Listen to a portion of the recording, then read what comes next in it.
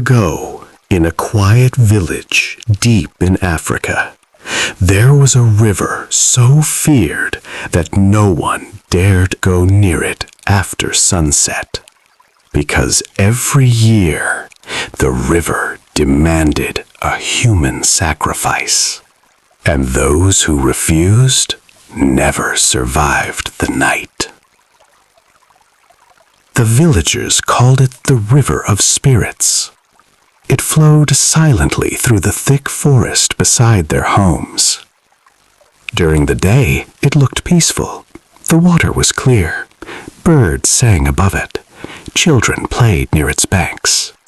But when night came, the river changed.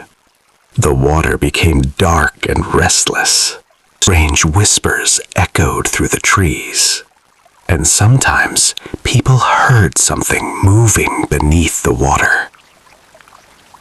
For generations, the elders warned the villagers. They said the river was home to an ancient spirit that protected the land. But the spirit demanded something in return.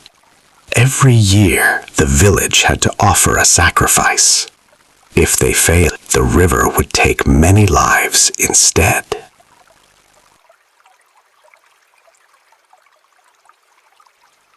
Every year during the dry season, the villagers gathered near the riverbank. Torches lit the darkness. Drums echoed through the forest. And the elders performed a terrible ritual. One person had to be chosen. Sometimes it was a criminal. Sometimes it was a stranger. And sometimes it was someone innocent. The chosen victim was taken to the river. Their hands were tied, and they were pushed into the dark water. The villagers believed the spirit would accept the sacrifice and leave them in peace for another year.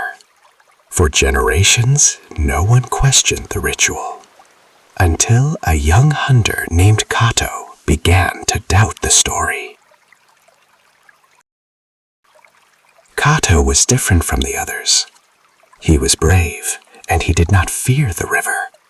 One day he asked the elders a dangerous question. What if there is no spirit in the river?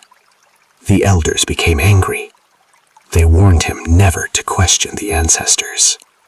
But Kato could not ignore his doubts. He had lived in the village his whole life, yet he had never seen proof of the river spirit. So he made a decision. He would uncover the truth.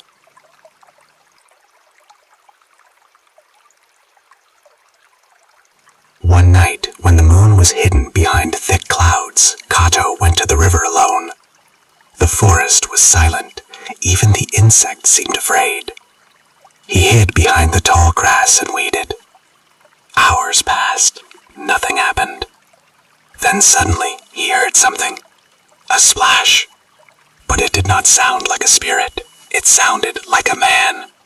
Kato slowly crawled closer to the riverbank, and what he saw made his heart race. There were people in the water, not spirits, men. They were hiding beneath the surface using hollow reeds to breathe, and they were waiting for the next sacrifice. Kato realized the horrifying truth. The river spirit was a lie. For generations, a secret group of men had been hiding in the river. They allowed the villagers to believe in the legend. Then, when a sacrifice was thrown into the water, they dragged the victim beneath the surface. No one ever saw what really happened, because everyone was too afraid to watch. The so-called spirit was nothing more than cruel men using fear to control the village. The next day, Kato gathered the villagers and told them the truth. At first, no one believed him, but that night he brought them to the river, and they saw it with their own eyes. The men hiding beneath the water, the false spirit, the terrible deception. The villagers were furious. They captured the men and ended the ritual forever. From that day forward, the river was no longer feared. Children played near its banks again, and the villagers never performed another sacrifice. But the elders left one warning. Fear can make people believe terrible lies, and sometimes the monsters we fear are not spirits. They are humans hiding in the darkness.